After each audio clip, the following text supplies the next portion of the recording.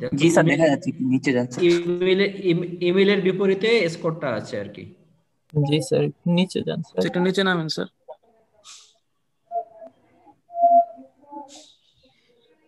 একটু নিচে। দেখেছো সবাই? না স্যার বাথরুম দেখতে পাইনি। দেখতে না পারলে কেমন করে হবে? আচ্ছা স্যার ইমেলটা থাকুক স্যার, রাস্তায় থাকুক, পরে স্যার দেখা যাবে, এখন দেখা যাচ্ছে না স্যার। তার একটু স্লোলি চাইলে দেখা যেত। আচ্ছা আমি রোলের বিপরীতে বের করার চেষ্টা করছিলাম। রোলের বিপরীতে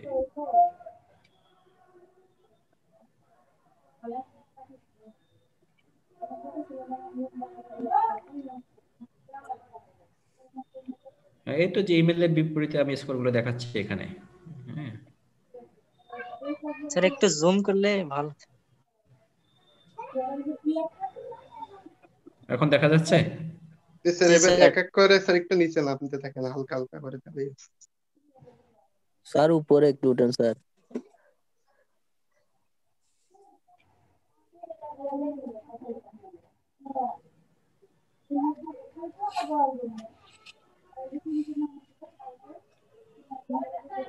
আচ্ছা একটা জিনিস বুঝতেছি না, শাওমি খান কি? শাওমি খান 39। সৌমিক খান স্যার এটা। সৌমিক এটা। সৌমিক এ কি ডাবল ইমেল পাঠিয়েছো নাকি তুমি?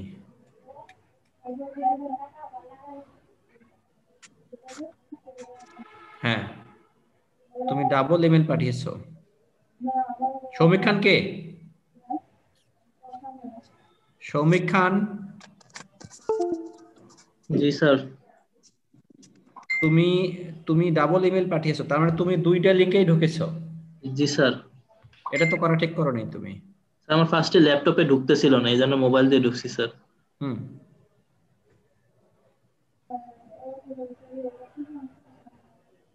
তুমি এটা ঠিক করো নাই স্যার। ওর তো সেমি নাম্বার আছে স্যার, সমস্যা কোথায়?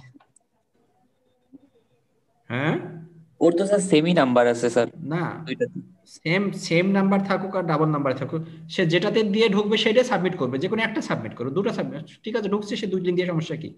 সাবমিট কেন দুইটা করবে সে? যদি তার ডাবল নাম্বার থাকতো তাহলে আমি কোনটা অ্যাকসেপ্ট করতাম? জি স্যার।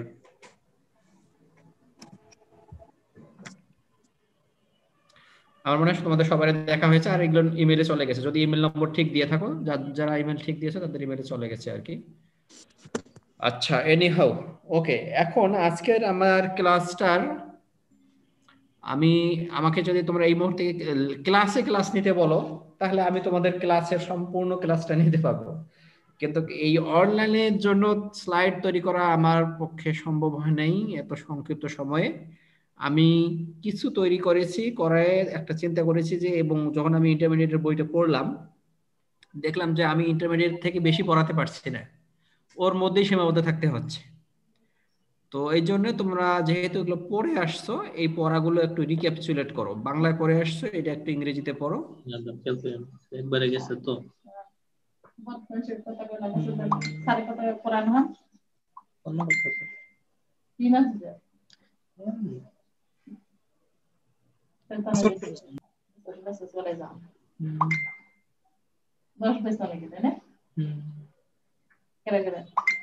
আচ্ছা এখন তোমরা একটু মিউট করে দিতে পারো।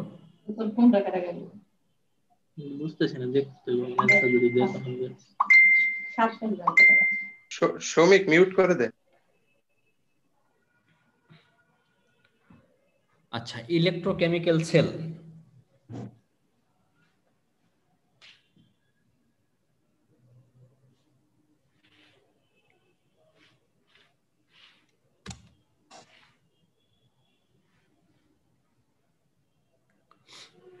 আচ্ছা আমরা গতদিন যেটা আলোচনা করলাম, গত ক্লাসে যে সেলটা আলোচনা করেছিলাম ওটাও one type of electrochemical cell. হ্যাঁ ওটাও ওয়ান টাইপ ইলেকট্রোকেমিক্যাল সেল, কিন্তু ওটার একটা প্রকার হয়েছিল, এটা আর এক প্রকার। আজকে যেটা আলোচনা করবো সেটা ইলেকট্রোকেমিক্যাল সেল, কিন্তু সেটা আর একটা প্রকার ভেদ আছে মূলত। তো এই ইলেকট্রোকেমিক্যাল সেলের অধীনে আমরা আলোচনা করব, কয়েকটা টপিকস নিয়ে আলোচনা করব, সেটা হচ্ছে গ্যালভানিক সেল। আমার বিশ্বাস গ্যালভানিক সেল তোমরা পড়াশোনা করে আসছো ইন্টারমিডিয়েটে। ক্লাসিফিকেশন অফ হাফ সেল, অর্থাৎ আমরা জানি যে গ্যালভানিক সেলের মধ্যে দুই ধরনের হাফ সেল আছে, দুইটা হাফ সেল নিয়ে ফুল গ্যালভানিক সেলটা তৈরি হয়, anode half cell, cathode half cell, বা oxidation half cell, reduction half cell. এই অক্সিডেশন রিডাকশন হাফ সেলগুলো কি কি ধরনের আছে সেটা ক্লাসিফিকেশন নিয়ে একটা আলোচনা করার আছে, এবং এটা তোমরা পড়ে আসছো। এরপরে আসছে নোটেশন অ্যান্ড সাইন কনভেনশন, অর্থাৎ গ্যালভানিক সেলকে যখন আমরা রিপ্রেজেন্ট করতে চাচ্ছি তখন আমরা কিভাবে রিপ্রেজেন্ট করি। এই সাইন কনভেনশনের কিছু রুল আছে, আমি দেখলাম ইন্টারমিডিয়েটের বই খুব সুন্দর করে রুলগুলো দেওয়া ছিল, এখন তোমরা এই রুলগুলো সুন্দর করে পড়ে নেবে একটা ইংলিশ ভার্সন বই থেকে। অর্থাৎ সেলটাকে কিভাবে লিখতে হয়, অক্সিডেশন হাফ সেলকে কোন দিকে রাখবো, রিডাকশন হাফ সেলকে কোন দিকে রাখবো, এরপরে হচ্ছে দুইটা সেলের মাঝে কি ধরনের চিহ্ন থাকবে, তারপরে মেটাল এবং সলিউশনের ইন্টারফেসে কি থাকবে, এই যে এই বিষয়গুলো এগুলো নিয়ে আলোচনা। এরপরে হচ্ছে সিঙ্গেল ইলেকট্রোড পোটেনশিয়াল এবং নার্নস্ট ইকুয়েশন, এটাও আছে। আমি দেখলাম যে একটা সিঙ্গেল ইলেকট্রোড পোটেনশিয়াল যখন ডেভেলপ করে তখন তার পোটেনশিয়ালকে যে সমীকরণের সাহায্যে প্রকাশ করা সেটা নার্নস্ট ইকুয়েশন, সেই ইকুয়েশনটা নিয়ে তোমাদের জানা আছে। এরপরে কিছু রেফারেন্স ইলেকট্রোড নিয়ে আমাদের আলোচনা করার বা জানার দরকার আছে, যে রেফারেন্স ইলেকট্রোড গুলো আমি দেখলাম আছে ইন্টারমিডিয়েটের বইয়ে, বিশেষ করে সিলভার কালারের reference electrode, calomel reference electrode এবং হাইড্রোজেন রেফারেন্স ইলেকট্রোড। এই তিনটা রেফারেন্স ইলেকট্রোড নিয়ে আমরা আলোচনা করব। ইএমএফ সিরিজ নিয়ে আলোচনা করব, যে ইএমএফ সিরিজ অর্থাৎ ইলেকট্রোমোটিভ সিরিজ, কে সবচেয়ে বেশি সক্রিয়, কে তার চেয়ে কম সক্রিয়, অর্থাৎ প্রত্যেকটা রিডাকশন অর্থাৎ প্রত্যেকটা হাফ সেলের সক্রিয়তা, প্রত্যেকটা মেটালে তার রিডাকশন পোটেনশিয়াল বা অক্সিডেশন পোটেনশিয়াল মেজারমেন্টের মাধ্যমে ওগুলোকে একটা সক্রিয়তার সিরিজে সাজানো হয়েছে। অর্থাৎ যে বেশি সক্রিয় সে তাকে উপরের দিকে রেখে, যে কম সক্রিয় তাকে নিচের দিকে রাখা হয়েছে। এবং এই ইএমএফ সিরিজের যে অ্যাপ্লিকেশন আছে, অ্যাপ্লিকেশন নিয়ে আলোচনা করার দরকার আছে। আমি বলবো যে তোমরা এগুলো একটু পরে আসবা। এরপরে হলো যেটা মেইন জিনিস নিয়ে আলোচনা তোমরা যেটা করো নাই, সেটা হচ্ছে যে অ্যাপ্লিকেশন অফ গ্যালভানিক সেল। এই গ্যালভানিক সেলের অ্যাপ্লিকেশন, বিশাল অ্যাপ্লিকেশন আছে। সেখানে আমরা বিশেষ করে যে পার্টিকুলার যে অ্যাপ্লিকেশনটা সেটা হচ্ছে ব্যাটারির যে অ্যাপ্লিকেশন, এই ব্যাটারির অ্যাপ্লিকেশনটা নিয়ে আমরা আলোচনা করব। এখানে প্রাইমারি সেল আছে, সেকেন্ডারি সেল আছে, ফুয়েল সেল আছে, এই বিষয়গুলো নিয়ে আলোচনার আছে।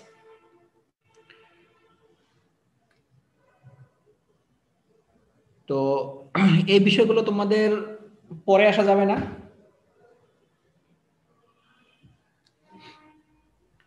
এই বিষয়গুলো অনেক টপিক স্যার। হ্যাঁ হ্যাঁ, এই টপিকস গুলোর উপরে তোমরা নিজেরা একটু পড়াশোনা করে আসতে পারবা না স্যার? এটা তো ইম্পসিবল হয়ে যাবে স্যার, অনেকগুলো তো স্যার, আর হচ্ছে আমাদের অনেক প্রেশার থাকছে তো স্যার, এত টপিক। কই, খুব বেশি টপিকস নাই তো। আপনি অল্প একটু করে বোঝায় দিতে পারলে ভালো হইতো স্যার আমাদের। আচ্ছা, স্যার আজকে করাবেন স্যার এগুলো? না, এগুলো সবগুলো লেকচার আমার তৈরি করা নেই স্যার। তাহলে একবার নেক্সট ক্লাসে বোঝান। জি স্যার, নেক্সট ক্লাসে করলে ভালো হয় স্যার, পরীক্ষার স্যার জন্য হালকা করে বুঝাই দিলে স্যার হবে। এগুলা স্যার এর আগে আমাদের ছিল, জাস্ট একটু টাচ দিলে আমরা পারবো। এগুলো তো আমি তো বললাম যে তোমাদের ইন্টারমিডিয়েটের বই আমি পড়তে গিয়ে তো আমি অ্যাস্টনিশড হয়ে গেছি, যে আমি যেগুলো তোমার বিশেষ করে গত ক্লাসেও যা পড়ালাম, এই যে specific conductance, equivalent conductance, molar conductance, determination of the specific conductance, এই জিনিসগুলো এগুলো তো টোটালি কমপ্লিটলি এখানে ছিল তোমাদের ইন্টারমিডিয়েটের বই। আমি হাজারের বইটা দেখেছি, যে আমি যেভাবে পড়িয়েছি সেই রকম ভাবেই জাস্ট বাংলায় লেখা আছে, ওগুলো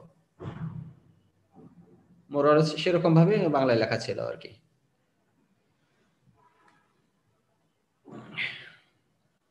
ও আচ্ছা, আমি একটু দেখি। আচ্ছা, তোমরা যদি বাম দিকের সেলটাতে দিকে তাকাও আর কি, বামের সেলটা, এই যে সেলটার কথা বলছি আমি এখানে, এই বাম দিকের সেলের মধ্যে দেখো যে একটা সলিউশনের মধ্যে আমাদের একটা কপার ইলেকট্রোড ডুবানো আছে, কপার সালফেট সলিউশন। কপার সালফেটের এখানে কনসেন্ট্রেশন নেওয়া আছে 0.02 মোলার, আর ডান দিকে এটাতে নেওয়া আছে হলো সিলভার নাইট্রেট সলিউশন, যার কনসেন্ট্রেশন আছে 0.02 মোলার। এখানে সিলভারের ইলেকট্রোড আমাদের ইমার্জ করা আছে। তো আমরা গতদিন কি করেছি, গতদিন যেটা আলোচনা করেছিলাম যে এইরকম এই দুটো ইলেকট্রোড দুই রকমের যে সলিউশনে আছে, এই দুটোকে যদি আমরা এক্সটার্নাল একটা ব্যাটারির সাথে কানেক্ট করি, এক্সটার্নালি একটা ব্যাটারির সাথে যদি কানেক্ট করি, কানেক্ট করার পরে সেখানে যদি একটা পোটেনশিয়াল অ্যাপ্লাই করি, এখানে পোটেনশিয়ালটা যেটা অ্যাপ্লিকেশন অ্যাপ্লাই করতে হবে অ্যাট লিস্ট 0.045 ভোল্ট অথবা 0.125 ভোল্টের জাস্ট একটু বেশি আর কি। তো এখানে 0.05 ভোল্ট একটা পোটেনশিয়াল অ্যাপ্লাই করা হয়েছে। এই পোটেনশিয়াল অ্যাপ্লাই করলে এখানে কি ঘটনা ঘটে, এই পোটেনশিয়াল যদি আমরা এই বাম সেলটা নিয়ে আমি কথা বলছি, বাম দিকের ইলেকট্রোড ইয়ারটা নিয়ে, এই সেলটা নিয়ে কথা বলছি, এখানে যদি আমরা এরকম পোটেনশিয়াল অর্থাৎ কপার ইলেকট্রোডটাকে সংযোগ করেছি আমরা ব্যাটারির নেগেটিভ প্রান্তের সাথে, আর সিলভার ইলেকট্রোডটাকে আমরা সংযোগ করেছি ব্যাটারির পজিটিভ প্রান্তের সাথে। এরকম সংযোগ করার পরে এখানে একটা আমরা সল্ট ব্রিজ দিয়ে রাখছি। সল্ট ব্রিজ দিয়েছি কারণ এই দুটো সলিউশন যেহেতু আলাদা আলাদা পাত্রে, যদি একই পাত্রে থাকতে একটা সলিউশনের মধ্যে যদি আমরা দুটো ইলেকট্রোড ঢুকাইতাম তাহলে আমাদের এই সল্ট ব্রিজের দরকার হতো না। যেহেতু দুটো সলিউশন এখানে আলাদা আলাদা, দুটো সলিউশনে যেহেতু এখানে আলাদা আলাদা, এই দুটো সলিউশনের মধ্যে আমাদের আরেকটা অর্থাৎ আয়ন আমরা জানি যে ইলেকট্রিসিটি প্রবাহের জন্য আয়ন কন্ডাকশনের দরকার হয়। এই আয়ন কন্ডাকশন তো এখান থেকে তার আয়ন এখান থেকে লাফিয়ে যেতে পারে না, এই কারণে এই আয়ন কন্ডাকশনের জন্য এখানে আমরা একটা সল্ট ব্রিজ দিয়ে রেখেছি।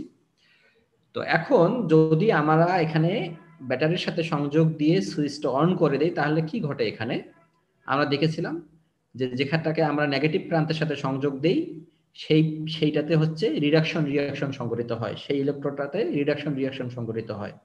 অর্থাৎ এখানে যে সলিউশনের মধ্যে যে কপার আয়ন আছে, এটা যেহেতু নেগেটিভ প্রান্তের সাথে সংযোগ দিয়েছে তার মানে এখানে ইলেকট্রনের আধিক্য আছে।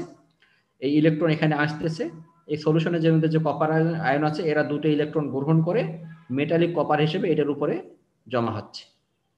আর এটার ক্ষেত্রে কি হয়েছে, এই পাশে যে কম্পার্টমেন্টটা আছে এই কম্পার্টমেন্টে এখানে যে সিলভার আছে, এই সিলভার কি ইলেকট্রন ছেড়ে দিচ্ছে, এই সিলভার ইলেকট্রন ছেড়ে দিয়ে সিলভার আয়ন আকারে সলিউশনে চলে আসতেছে।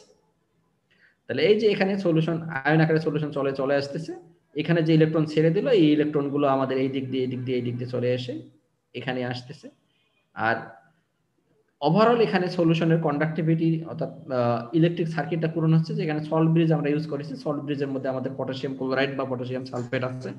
এই পটাশিয়াম সালফেট কি করতেছে, যে এখানে যে পটাশিয়াম টোটাল ইয়ার মধ্যে যে সল্ট ব্রিজের মধ্যে যে পটাশিয়াম সালফেট আছে, এই এখানে ইলেকট্রিক্যাল সলিউশনের ইলেকট্রিক্যাল নিউট্রালিটি ধারণ করার জন্য, তাহলে এখানে যেহেতু কপার আয়ন থেকে কপার আয়ন ইলেকট্রন গ্রহণ করে মেটালিক কপার আকারে যেহেতু এখানে জমা হচ্ছে, ফলে কি হচ্ছে এখানে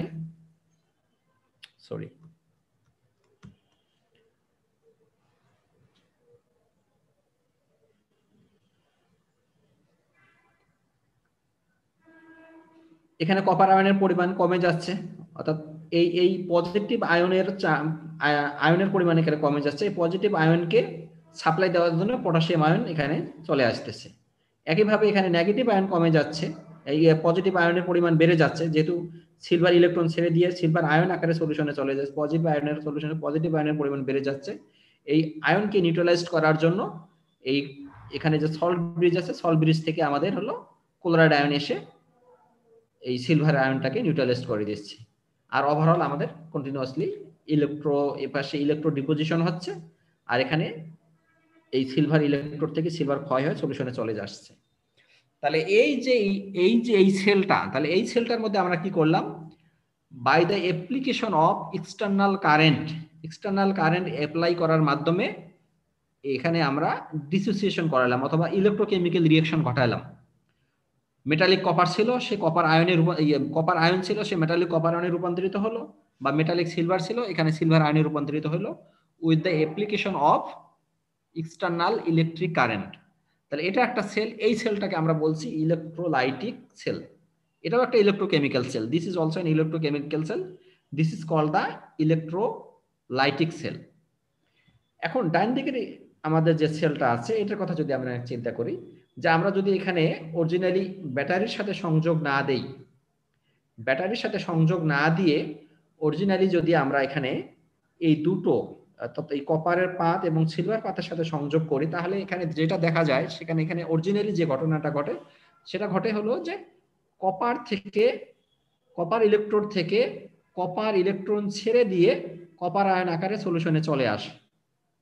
আর এখানে সিলভারের ক্ষেত্রে কি দেখা যায়, যে সেখানে যে সিলভার আয়ন আছে সে ইলেকট্রন গ্রহণ করে মেটালিক সিলভার আকারে এখানে জমা হচ্ছে।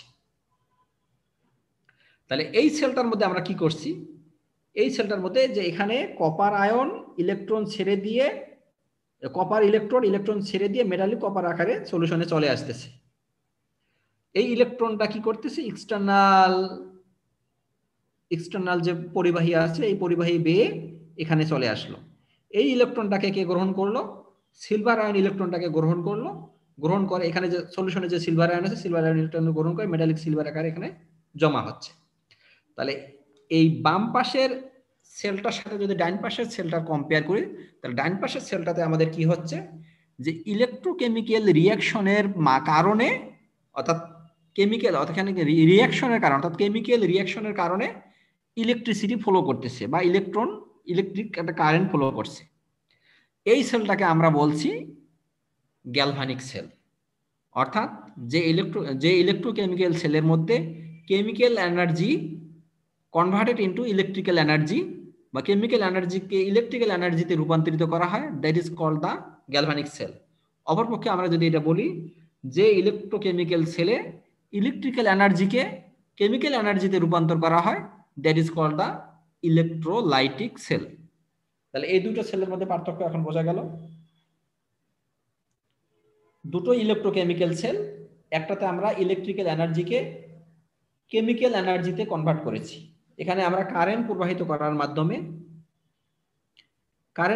করার মাধ্যমে কেমিক্যাল, এই যে কারেন্টটাকে আমরা কেমিক্যাল এনার্জিতে কনভার্ট করেছি। অর্থাৎ এখানে কপার আয়ন কপার আকারে জমা হয়েছে, এখানে সিলভার থেকে সিলভার আয়ন আকারে এখানে চলে আসছে। অর্থাৎ এক্সটার্নাল ফোর্স অ্যাপ্লাই করে আমরা এই কাজটা করেছি। আর এখানে স্বতঃস্ফূর্তভাবে কি হয়েছে, কেমিক্যাল রিঅ্যাকশন সংঘটিত হয়েছে। কেমিক্যাল রিঅ্যাকশন সংঘটিত হওয়ার কারণে এখানে ইলেকট্রন জেনারেট হয়েছে, একদিকে ইলেকট্রন জেনারেট হয়েছে আর একদিকে ইলেকট্রন কনজিউম হয়েছে। আর এদিকে ইলেকট্রন জেনারেট হয়েছে, এদিকে ইলেকট্রন কনজিউম হয়েছে। এই দুইটাকে যদি আমরা ইলেকট্রিক্যালি সংযোগ দেই তাহলে দেখা যাবে যে আমাদের এখানে এই ইলেকট্রনের প্রবাহ মানে হচ্ছে বিদ্যুৎ প্রবাহ। তাহলে এটাকে আমরা কাজে লাগাতে পারবো। অর্থাৎ এখানে কেমিক্যাল রিঅ্যাকশন বা কেমিক্যাল এনার্জিকে আমরা ইলেকট্রিক্যাল এনার্জিতে রূপান্তর করছি। ক্লিয়ার হলো এখানে বিষয়টা? এই রেসপন্স করো, তোমরা কি ঘুমাই টুমাই গেলে কিনা? স্যার শুনতেছি। বোঝা গেছে? এখন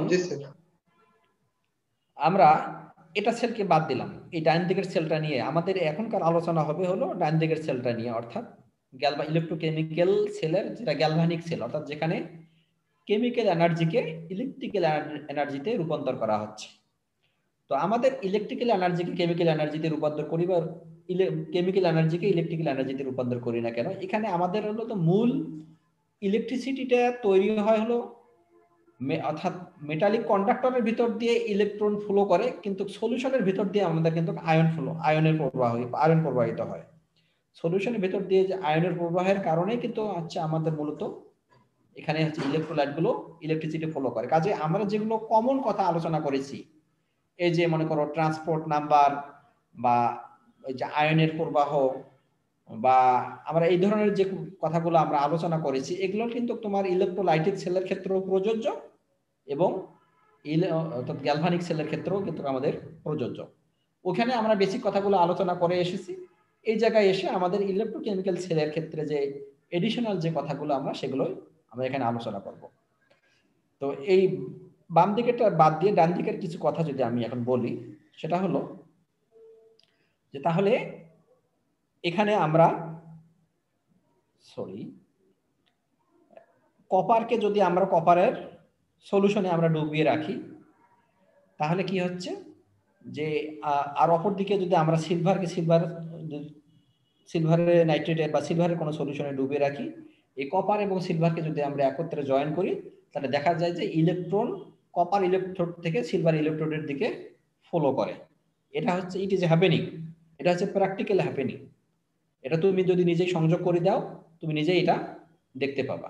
এখানেও আমরা সল্ট ব্রিজ ব্যবহার করেছি, স্যাচুরেটেড পটাশিয়াম ক্লোরাইডের একটা সল্ট ব্রিজ ব্যবহার করা হয়েছে বা লবণ সেতু ব্যবহার করা হয়েছে। পিছনের কারণটা হলো এইটাই যে এখানে যখন ক্যাথোডিক রিঅ্যাকশন হয় তখন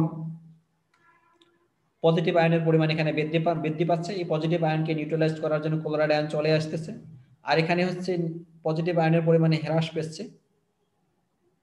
এই কারণে হচ্ছে তোমার এটাকে পজিটিভ অর্থাৎ ক্লোরাইড আয়নের তখন কি বলে, যেখানে নাইট্রেট আয়ন অর্থাৎ নেগেটিভ আয়নের পরিমাণ রিলেটিভলি বেড়ে যাচ্ছে, এটাকে নিউট্রালাইজ করার জন্য পটাশিয়াম আয়ন এখানে ডাইন পাশের কম্পার্টমেন্টে চলে আসতেছে। তাহলে এখানে হলো আমাদের দুটোই যদি আমরা চিন্তা করি, দুটো সেলকে যদি আমরা কম্পেয়ার করি, যে সেলের মধ্যে অক্সিডেশন রিঅ্যাকশন সংঘটিত হয়েছে সেই সেলটাকে আমরা বলবো অ্যানোড, যে সেলটার মধ্যে রিডাকশন সংঘটিত হয়েছে সেই সেলটাকে আমরা বলবো ক্যাথোড। বাম দিকের সেলের সাথে ডান দিকের সেলে যদি কম্পেয়ার করি, যে ইলেকট্রোডের মধ্যে অক্সিডেশন রিঅ্যাকশন সংঘটিত হয় সেটা হচ্ছে অ্যানোড। তাহলে কোথায় অক্সিডেশন, যদি আমরা গ্যালভানিক সেলের কথা চিন্তা করি, এই সেলটার কথা চিন্তা করি, এখানে কোথায় অক্সিডেশন রিঅ্যাকশন সংঘটিত হয়েছে, কপারে নাকি সিলভারে?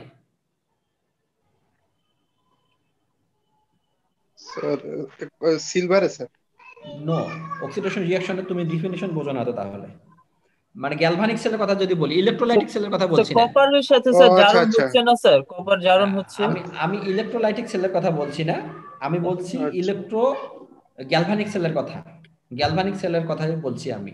গ্যালভানিক সেলের কথা যদি চিন্তা করি, এই দুটো সেলের মধ্যে, এই গ্যালভানিক সেলের যে দুটো কম্পার্টমেন্ট আছে, একটা কপার ইলেকট্রোড আছে, একটা সিলভার ইলেকট্রোড আছে, এখানে কোথায় অক্সিডেশন রিঅ্যাকশন সংঘটিত হচ্ছে, কপারে না সিলভারে? অক্সিডেশন রিঅ্যাকশন কাকে বলে? যে বিক্রিয়াতে ইলেকট্রন ত্যাগ হয়, তাই তো? যে রাসায়নিক বিক্রিয়ায় ইলেকট্রন বর্জন হয় সেটা হচ্ছে অক্সিডেশন রিঅ্যাকশন বা জারণ। তাহলে এখানে জারণ কোথায় হয়েছে? কপারের ক্ষেত্রেই তো স্যার জারণ হচ্ছে না, কপার ইলেকট্রোডের মধ্যেই জারণ হয়েছে। অর্থাৎ কপার ইলেকট্রোডের মধ্যে জারণ হয়েছে মানে এখানে মেটালিক কপার সে ইলেকট্রন ছেড়ে দিয়ে কপার আয়ন আকারে সলিউশনে চলে আসছে, তার মানে এখানেই হচ্ছে জারণ হয়েছে। এই কারণে কপার ইলেকট্রোডটাকে আমরা বলবো অ্যানোড। জি স্যার।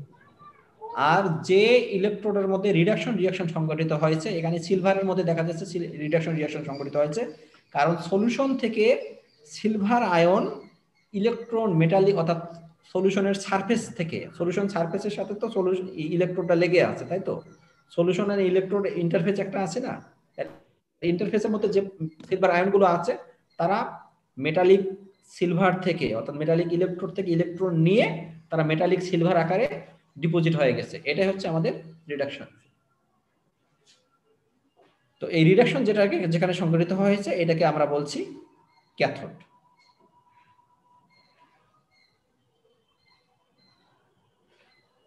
তাহলে একটা ইলেকট্রোকেমিক্যাল সেলের মধ্যে অ্যানোড থাকবে, ক্যাথোড থাকবে, সেখানে ইলেকট্রোলাইট থাকবে, and there will be a contact between the both electrode and both solution. এই সলিউশনের কন্ট্যাক্টটা সল ব্রিজ দ্বারা হতে পারে অথবা সেমি পারমিয়েবল মেমব্রেন দ্বারা হতে পারে। অর্থাৎ এখানে যদি আমাদের এমনি দুটোই যদি একত্রে সংযুক্ত থাকতো, মাঝে যদি একটা সেমি পারমিয়েবল মেমব্রেন থাকতো, সেক্ষেত্রেও এটা হতো। অর্থাৎ যে ক্ষেত্রে দুটো সলিউশনের মিক্সচার অ্যালাউবল সেক্ষেত্রে কোনো সমস্যা নেই। যে ক্ষেত্রে দুটো সলিউশনের মিক্সচার অ্যালাউবল না, সেক্ষেত্রে আমরা ডিফারেন্ট কম্পার্টমেন্ট ইউজ করতে পারি। ফর এক্সাম্পল ইলেকট্রোপ্লেটিং এর ক্ষেত্রে, ইলেকট্রোপ্লেটিং অর্থাৎ ইলেকট্রোলাইটিক সেল যেটা আমরা বলছি, ইলেকট্রোপ্লেটিং এর ক্ষেত্রে আমরা একই সলিউশনের মধ্যে অ্যানোড এবং ক্যাথোড ডুবিয়ে রাখি। এখানে আমাদের সল ব্রিজের দরকার হয় না, এখানে আমাদের সেমি পারমিয়েবল মেমব্রেনেরও দরকার হয় না, কোনো কিছুর দরকার হয় না। কিন্তু ইলেকট্রোকেমিক্যাল সেলের ক্ষেত্রে হয় কি, যে কিছু কিছু ক্ষেত্রে যেখানে আমাদের এইরকম সলিউশন মিক্সচারের দরকার হয় বা একত্রে থাকলে কোনো সমস্যা নেই, সেক্ষেত্রে আমাদের এই সল ব্রিজেরও দরকার নেই, সেমি পারমিয়েবল মেমব্রেনের দরকার নেই। কিন্তু যখন আমাদের দরকার হয় যে না দুটো ডিফারেন্ট কম্পার্টমেন্টের দরকার, সেক্ষেত্রে আমরা এরকম কাজ করি, সল ব্রিজ আমরা ইউজ করি। তো আমাদের এই যে অ্যানোড, তাহলে আমরা এখন চিন্তা করি যে এই সিঙ্গেল ইলেকট্রোড বা হাফ সেল কাকে বলে। এই যে একটা ইলেকট্রোকেমিক্যাল সেল, তাহলে একটা দুটো সেলের সমন্বয়ে গঠিত, একটা হচ্ছে অক্সিডেশন সেল, একটা হচ্ছে রিডাকশন, একটা অ্যানোড, একটা হচ্ছে ক্যাথোড। এই এক একটা করে অ্যানোড, এক একটা করে হাফ সেলকে অর্থাৎ এক একটা করে তোমার হচ্ছে পার্টকে বলা হচ্ছে হাফ সেল, আইদার অ্যানোডকে অথবা ক্যাথোডকে। অ্যানোডকে হাফ সেল বলা হচ্ছে অক্সিডেশন হাফ সেল, ক্যাথোডকে বলা হচ্ছে রিডাকশন হাফ সেল। এই দুটো হাফ সেলের সমন্বয়ে ওভারঅল রিঅ্যাকশনটা সংঘটিত। এখানে ওভারঅল রিঅ্যাকশনটা কি হচ্ছে? ওভারঅল রিঅ্যাকশনটা হচ্ছে copper plus silver ion equal to copper ion plus silver. এটা হলো আমাদের ওভারঅল রিঅ্যাকশন। তো ওটা আমার টোটালি আর পরবর্তী স্লাইডগুলো ওইভাবে নিয়ে আসা হয়নি। তো এই যে মেটালিক আমাদের যে হাফ সেলগুলো আছে, এই হাফ সেলগুলোর অনেক ধরনের ক্লাসিফিকেশন আছে। কি রকম আছে, যে এই যে এখানে যেমন একটা ধরা হয়েছে metal immersed in metal ion, এটা একটা ক্লাসিফিকেশন আছে। আবার আরেক ধরনের সেল আছে যে ক্ষেত্রে হলো কি, যে মেটালকে সরাসরি তার সলিউশনে ইমার্স করা যায় না, যেমন সোডিয়ামকে করা যায় না, পটাশিয়ামকে করা যায় না, এগুলো হচ্ছে খুব হাইলি রিঅ্যাক্টিভ মেটাল। সোডিয়ামকে কোনো সোডিয়ামের সলিউশনে ডুবানো যায়? মেটালিক সোডিয়ামকে সোডিয়ামের সলিউশনে ডুবাতে পারবা? পারবা কি? কি হবে তাহলে? কি হবে?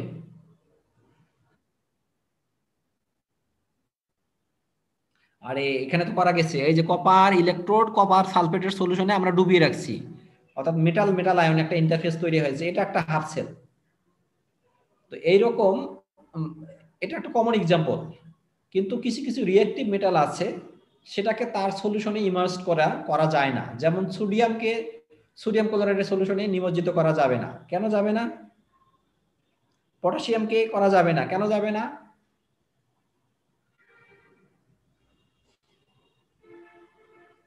এটা সিম্পল এক্সাম্পল, উদাহরণ পাচ্ছ না? এরা হচ্ছে হাইলি অ্যাক্টিভ, তুমি পটাশিয়ামকে বাতাসেই নিয়ে আসতে পারবে না, মেটালিক পটাশিয়ামকে তুমি বাতাসেই নিয়ে আসতে পারবে না। বাতাসে নিয়ে আসলেই প্রায় আগুন ধরে যাওয়ার মতন অবস্থা হয়ে যায়। মানে বাতাসের মধ্যে যে ময়েশ্চার আছে, এই ময়েশ্চারের সাথেই সে রিঅ্যাকশন করে, হাইলি রিঅ্যাক্টিভ। সোডিয়ামকে কখনো পানিতে দিয়ে দেখেছো কি? আগুন ধরে যাবে।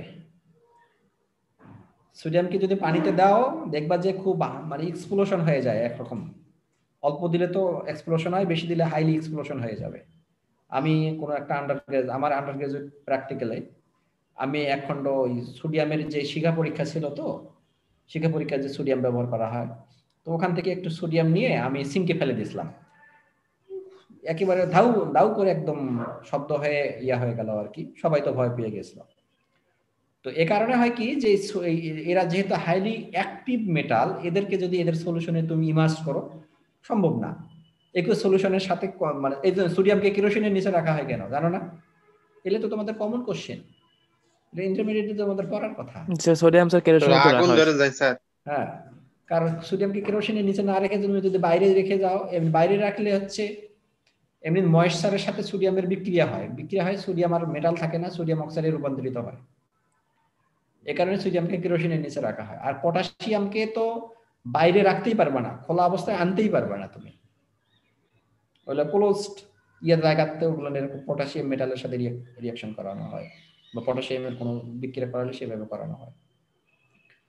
তো এই কারণে হয় কি, যে যেগুলো হচ্ছে এরকম হাইলি রিঅ্যাক্টিভ মেটাল, এগুলোর অ্যামালগাম তৈরি করা হয় আর কি, অর্থাৎ এগুলোকে মার্কারির সাথে এদের একটা স্যাচুরেটেড সলিউশন তৈরি করে মার্কারির সাথে অ্যামালগাম করে, সোডিয়াম অ্যামালগাম অথবা পটাশিয়াম অ্যামালগাম এগুলো করে, তারপরে হচ্ছে এদের কোনো একটা সলিউশনে নিমজ্জিত করে, সেক্ষেত্রে একটা হাফ সেল তৈরি করা হয়। তো এইরকম different kind of half cell আছে। এরপরে হচ্ছে কিছু আছে ক্যালোমেল হাফ সেল বা ক্যালোমেল ইলেকট্রোড। এরপরে আছে সিলভার ক্লোরাইড হাফ সেল, অর্থাৎ এটা হলো তোমার সল্ট ইনসoluble টু ইটস সলিউশন বা very স্পেয়ারিংলি soluble in it's solution. যেমন হচ্ছে মার্কিউরাস ক্লোরাইড, এটা হচ্ছে একুয়াস সলিউশনে, এটা দ্রবণীয় নয়। তো মার্কিউরাস ক্লোরাইড এটাকে আমরা এক ধরনের আর হাফ সেল হিসেবে কনসিডারেশনে নিতে পারি। তো এইরকম বিভিন্ন ধরনের হাফ সেল আছে, এই হাফ সেলগুলো তোমরা একটু পড়বা। আর তারপরে যেটা কথা সেটা হলো যে আমরা যখনই কোনো একটা মেটালকে তার একটা সল্ট সলিউশনে আমরা ডুবাচ্ছি, এই যেমন এখানে কপার সালফেট সলিউশনের মধ্যে ডুবিয়ে রাখা হয়েছে। তো এই সাপোজ আমাদের এই বাকি সংযোগগুলো নেই, অন্য কোনো কিছু নেই, এরকম একটা আমরা কন্টেনারের মধ্যে কপার সালফেটের সলিউশন নিয়েছি, এখানে একটা কপারের ইলেকট্রোড ডুবিয়ে রাখছি। তো একটা সল্ট সলিউশনের মধ্যে তার একটা ইলেকট্রোড ডুবিয়ে রাখলে, কোন একটা ইলেকট্রোডকে তার সল্ট সলিউশনে ডুবিয়ে রাখলে এখানে একটা টেন্ডেন্সি গ্রো করে। কি দুই ধরনের টেন্ডেন্সি করে, একটা টেন্ডেন্সি হচ্ছে মেটালিক কপার ইলেকট্রন ছেড়ে দিয়ে সলিউশনে আসতে চায়, আবার সলিউশনের মধ্যে যে কপার আয়ন আছে সেই ইলেকট্রন গ্রহণ করে মেটালিক কপার আকারে জমা হতে চায়, এরকম একটা টেন্ডেন্সি কাজ করে। যে কারণে হয় কি যে মেটাল পার্টের মধ্যে কিছুটা নেগেটিভ আয়ন গ্রো করে, সলিউশন ইন্টারফেসে কিছুটা পজিটিভ আয়ন গ্রো করে, ফলে এখানে একটা পটেনশিয়াল ডেভেলপ করে, যে পটেনশিয়ালটাকে বলা হয় সিঙ্গেল ইলেকট্রোড পটেনশিয়াল। যে পটেনশিয়ালটাকে বলা হয় সিঙ্গেল ইলেকট্রোড পটেনশিয়াল, অর্থাৎ এই যে আমরা এখানে কপার সালফেটের কপারকে কপার সালফেটের মধ্যে, হ্যাঁ বলো। স্যার এক্সাম দিয়ে স্যার আমার একটা স্যার সমস্যা হয়ে গেছিল। কি সমস্যা হয়েছিল? স্যার মানে যখন আপনি স্যার গুগল ফর্মটা দিছিলেন স্যার, আমার মোবাইল হ্যাং করছিল তো স্যার, এই কারণে স্যার অ্যাক্সেস পাইতে স্যার দেরি হয়েছে স্যার। তারপর স্যার সাবমিট করার সময় স্যার মোবাইল হ্যাং করার কারণে আপনি যখন স্যার রিকোয়েস্ট বন্ধ করে দিয়েছেন স্যার, তারপর মোবাইলটা আবার ঠিক হয়েছে স্যার। আমি পরীক্ষার মানে সাবমিট করতে স্যার একদম পারিনি। তুমি এই কথাটা এখন বলতেছো কেন? স্যার মোবাইলটা স্যার আজকে খুব হ্যাং করতেছিল স্যার, এই যে এখনো স্যার মোবাইলটা খুব হ্যাং করতেছে, এখন ঠিক হয়েছে স্যার। আমি তো দেখলাম যে 30 জনের রেসপন্স এসেছে, তারপর তো আমি রেসপন্স বন্ধ করে দিলাম। আমি যে ওই সময় বারবার বলতে জিজ্ঞাসা করেছিল, সৌমিক যে দুইবার করেছে সেটা তো আমি জানি না, সৌমিক দুইবার করেছে সেটা তো আমি জানতাম না। আমি বারবার জিজ্ঞাসা করলাম কেউ বাকি আছো কিনা, কেউ বাকি আছো কিনা, কেউ তো কোনো রেসপন্স করতেছিল না। তখন তুমি রেসপন্স করো নাই কেন?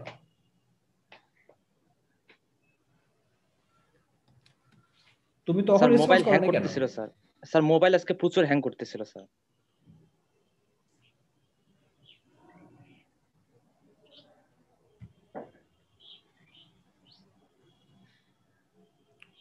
প্রাইমারি ইলেকট্রোড হিসেবে ব্যবহার করি, যেমন এর মধ্যে হচ্ছে সিলভার ক্লোরাইড বা মার্কুরিয়াস ক্লোরাইড, এরপরে হাইড্রোজেন ইলেকট্রোড। তো এইরকম হাফসেল যেগুলো কমনলি ব্যবহার হয় এগুলো ডিটেইল আলোচনা আছে। তোমাদের কাছে মামুনুল হকের বইটা আছে? মামুনুল সাহেবের বইটা? না স্যার, এই বইটা পাওয়া যাচ্ছে না স্যার। স্যার পার্ট 1 এ নাই স্যার, পার্ট 2 তে আছে মনে হয়। না, পার্ট 1 এ নাই, ওটা এই ইলেকট্রোকেমিস্ট্রিটা পার্ট 2 তে আছে। পার্ট 2 তোমার কাছে কি মামুনুলের বই আছে? কারো কাছে আছে? পার্ট 1 টা আছে স্যার, পার্ট 2 নাই স্যার। পার্ট 1 কি কিনেছিলা তুমি, হার্ড কপি নাকি? জি স্যার, হার্ড কপি স্যার নিয়েছিলাম বড় ভাইয়ের কাছ থেকে। আচ্ছা, পার্ট 2 তে এটা একটু বিস্তারিত আছে। আচ্ছা যাই হোক, ওখানে না থাকলেও বলের বইয়ে আছে, তাই তো? জি স্যার।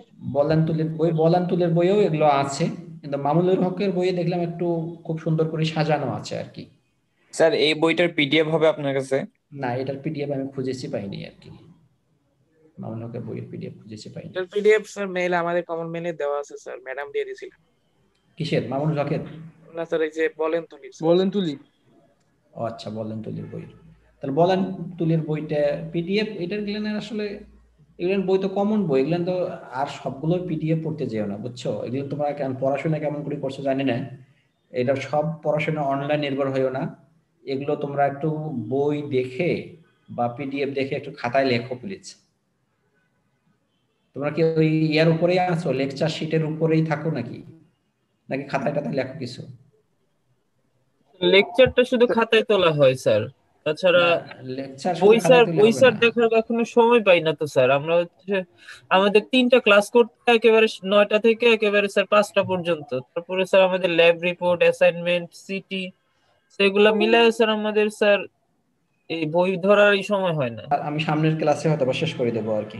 আমি ক্লাসটা প্রিপারেশন করে নিই, ক্লাসে শেষ করে দেবো সামনের ক্লাসে।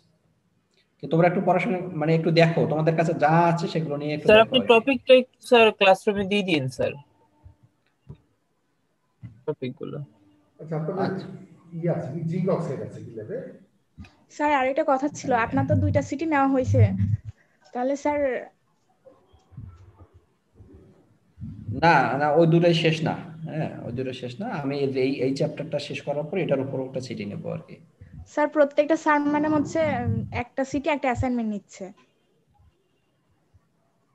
স্যার পরের ক্লাসে অ্যাসাইনমেন্ট দিলে ভালো হইতো স্যার, আমাদের পড়াগুলোও স্যার গুছায়া যাইতো সেমিস্টার পরীক্ষার জন্য স্যার। তাহলে তোমরা এই চ্যাপ্টারের উপরে তাহলে অ্যাসাইনমেন্ট লিখে জমা দাও। জি স্যার। স্যার ইলেকট্রোকেমিক্যাল সেলের উপর টপিক যেগুলো দিবেন স্যার, এটা তাহলে আমি অ্যাসাইনমেন্টটা তোমাদেরকে ক্রিয়েট করে দেবো আর কি। হ্যাঁ, কি কি করতে হবে তাহলে আমি একটা অ্যাসাইনমেন্ট ক্রিয়েট করে দিচ্ছি। জি স্যার। হ্যাঁ, তোমরা ওই অ্যাসাইনমেন্টের উপরে ওইটার উপরে ইয়া করে অ্যাসাইনমেন্ট লিখে জমা দাও আর কি। হ্যাঁ আচ্ছা সিটি স্যার অ্যাসাইনমেন্ট কেন স্যার, এইভাবে সিটি তো ভালো ছিল স্যার। সিটি স্যার ভালো স্যার। সিটি তো ভালো স্যার, সিটি ভালো হয়ে স্যার। যাচ্ছে। স্যার আমরা নেক্সট দিন যাই শোনো অ্যাসাইনমেন্ট নিলে একটা সুবিধাও আছে। সুবিধাটা কি, সেটা হলো যে এই অ্যাসাইনমেন্টটা তুমি যখন লিখতে যাচ্ছ সাথে তোমার একদম ক্লাসের পড়াটা মানে পরীক্ষা ফাইনাল পরীক্ষার জন্য পড়া হয়ে যাচ্ছে। সিটিটা হচ্ছে খুব সুপারফিশিয়াল পড়া হয়ে যাচ্ছে। আমি যেভাবে সিটি নিচ্ছি এটাতে খুব তোমাদের সুপারফিশিয়াল পড়া হয়ে যাচ্ছে। আপনার সিটির সিস্টেম স্যার খুবই ভালো স্যার, এই মানে অনেক স্যার আমাদের পড়া হয়ে যাচ্ছে এরকম সিটি নিলে ডেইলির পড়া ডেইলি হয়ে যাচ্ছে স্যার। সিটি জি স্যার জি স্যার জি স্যার সিটি ভালো স্যার। সিটি ভালো সিটি নেন স্যার, পড়া হচ্ছে স্যার, সিটি ভালো স্যার। অ্যাসাইনমেন্টে পড়া হয় স্যার, অ্যাসাইনমেন্টে অ্যাসাইনমেন্ট কপি করব স্যার নেট থেকে। স্যার পড়া হয় না স্যার। না অ্যাসাইনমেন্ট আমি হচ্ছে হাতে লেখা অ্যাসাইনমেন্ট নেব। তাও তো স্যার নেট থেকেই তো নিব স্যার আমরা জিনিসটা। বই দেখেই তো স্যার আমরা তো স্যার আলটিমেটলি স্যার কপি পেস্টই করতেছি স্যার। হ্যাঁ সেটা ঠিক। আর অনেক বেশি লেখা থাকলে স্যার পড়ার সুযোগটা হয় না স্যার। অ্যাসাইনমেন্টের ক্ষেত্রে আমরা শুধু স্যার তুলেই যাই। আচ্ছা এখন আমাকে বলো তো, আর স্যার সিটি হলে স্যার হচ্ছে আমাদের এক্সামের জন্য প্রিপারেশন হচ্ছে। আচ্ছা যেটার সিটি দিলা এই চ্যাপ্টারটা কি তোমাদের হাতে নোট করা আছে? স্যার নোট নাই স্যার, আপনার স্লাইডটা রেখে দিচ্ছি, এগুলো জমা থাকতেছে স্যার আমাদের কাছে। আপনার স্লাইডটা স্যার আর বই তো স্যার এই স্লাইডে পরীক্ষায় ফেল করবা। এই স্লাইডের উপরে নির্ভরশীল থাকলে পরীক্ষায় ফেল করবা, কারণ পরীক্ষায় তো বোর্ড টাইপের কোশ্চেন থাকবে। বই থেকে স্যার পড়ি তো এখান থেকে স্যার আমরা স্যার না তোমরা তো বই থেকে তোমাদের কাছে তো বইও নাই, তোমাদের তো পড়তেছো হচ্ছে ইয়ার মধ্যে। স্যার আমাদের পিডিএফ আছে স্যার। এই পিডিএফ পড়ে হয় না রে বাবা, পিডিএফ পড়ে হয় না। এইটা তোমরা যদি হাতে লিখতা, হাতে একটা যদি ছোট একটা নোট করতা তাহলে এটা সবচেয়ে ভালো হতো। বই হার্ড কপি স্যার অনেক কিছু নিয়ে আসছে, দুই একজনের কাছে নেই স্যার, বেশিরভাগের কাছে বই আছে। না তোমরা যদি মনে করো যে অ্যাসাইনমেন্ট না সিটি, ওকে সিটি সেটা সমস্যা না। হ্যাঁ কিন্তু আমার কাছে মনে হয় যে অ্যাসাইনমেন্ট একটা থাকলে সেক্ষেত্রে তোমাদের অনেক সুবিধা হতো আর কি, জিনিসটা ডিপলি জানতে পারতা। স্যার অনেকগুলো অ্যাসাইনমেন্ট স্যার, আর এমনি স্যার প্রেসার তো অনেক বেশি স্যার, এগুলো তো লেখার জন্য টাইমও স্যার দরকার। আচ্ছা আমাদের এক্সাম হচ্ছে 15টার মতো। হ্যাঁ 15টার মতো হচ্ছে কোশ্চেন লিখতে বলছিল, তো আমরা জাস্ট খালি স্যার রাত জায়গায় জায়গায় লিখছি, ওগুলা পড়াই হয়নি স্যার। পরে আর লিখলে তো পড়া হয়ে যায় না স্যার, অনেক বড় না স্যার, যখন স্যার অনেক বড় কোশ্চেন থাকে তখন স্যার ওই লিখতেই টাইম চলে যায় স্যার, পড়ার টাইমটা আর থাকে না। আচ্ছা আচ্ছা আচ্ছা তাছাড়া স্যার এখন প্রচুর স্যার ল্যাব রিপোর্ট করতে হচ্ছে স্যার। এখন স্যার অ্যাসাইনমেন্টটা নিলে স্যার আরো স্যার অনেক বড় প্রেসার হয়ে যাবে স্যার। জি স্যার এক্সামই থাক। আচ্ছা ঠিক আছে, আমি আরেকটা এক্সাম নেব আর কি, সেটা হচ্ছে এইটা সামনের দিন লেকচারটা কমপ্লিট করার পরে এটার উপর একটা এক্সাম নেব আর কি। হ্যাঁ সামনের দিনে এক্সাম নেবেন? না সামনের দিনেই একটা লেকচার দেব অথবা আমার স্যার এই টপিকগুলো দেখে আসবো না স্যার? হ্যাঁ তোমরা একটু এই টপিকগুলো একটু দেখে আসো আর কি।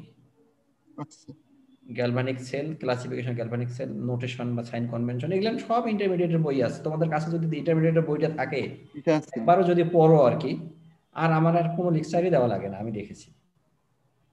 ইভেন সেখানে secondary sell, primary sell, even fuel cell এত সুন্দর করে ডিটেইল লেকচার করা আছে, লেখা আছে। তো ঠিক আছে, তোমাদের কি মার্কস পেয়েছো? ইমেল গিয়েছে মনে হয়, তাই না? জি স্যার। স্যার সোয়াম মেল গেছে স্যার, স্প্যাম হিসেবে চলে আসছে। হ্যাঁ হ্যাঁ স্প্যাম মেইল হিসেবে চলে আসছে স্যার। হ্যাঁ স্প্যাম মেলে চলে যেতে পারে আর কি, এটা যেহেতু আমাদের কমন একটা বিষয় তো এই জন্য স্প্যাম মেলে চলে যেতে পারে। আচ্ছা থ্যাংক ইউ ভেরি মাচ। ওকে আসসালামু আলাইকুম স্যার।